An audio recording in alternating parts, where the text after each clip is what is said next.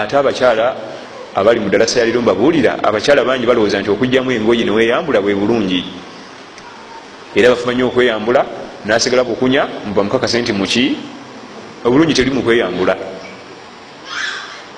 Omukyala ayambala jiribabu ne niqaabu nga kweri amaaso gonna agabisse n'omukakasa nti mulungi, nga n'amaaso agabisse kuliko kadirisa bwe kati, kuliko kaki naye nga temubalagavu, najja natulawo mujiribabu nogamba nti nze gwe ntwala oyo wane bonna saagala. Kati obulungi tebuli mukweyambula, buli mu birala.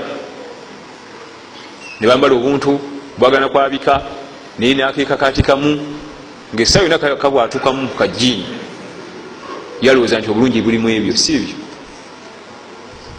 obulungi buli mu birala nnyo. Kale yambale engoye zagumire.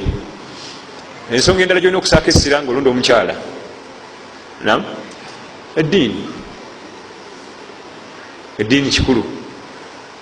Kama thabata anhu sallallahu alayhi wasallama annahu qaal tunkahu lmar'a li arba'in lijamaliha walimaliha walihasabiha walidiniha fadfaru bidhati ddin talibat yadaka.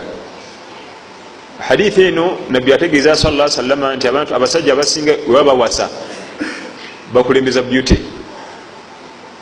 percentage enene beauty, ebira tafaayo. Oba tamanyi wuzu ebinkwalako nze ntwala nalulungi wange, tamanyi kuwandiika linnya lye onawasa na diguli 2 sibifaako, ate ekalamu okuwandika kufumba emmere, naye tebakulimbanga nti beauty erina amakulu ngebera tebiriiwo. Abasinga bafa beauty naye nga tina byagigaana.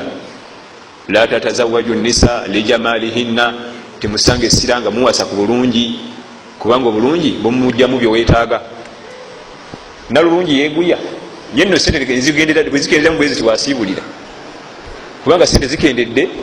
Waliwo ababenzi bamusiiya bwatambula bwatyo, waliwo abalina VX bamusiiya ngaakoze eki gweyala musaka boda ngadda kuguwa ka boda boda.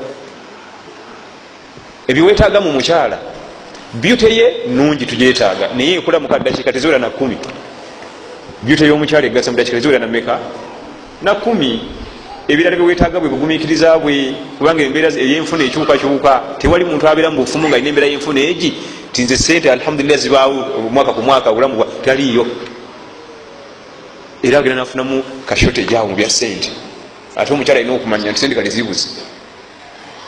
Tuli fenna embeera y'obulwadde ejja kujja, embeera y'ebigezo tumwetagamu obugumiikiriza, tumwetagamu empisa, kubanga okyaza abantu babe famire yo.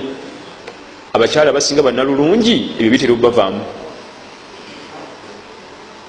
bitera obakolaki obubavaamu.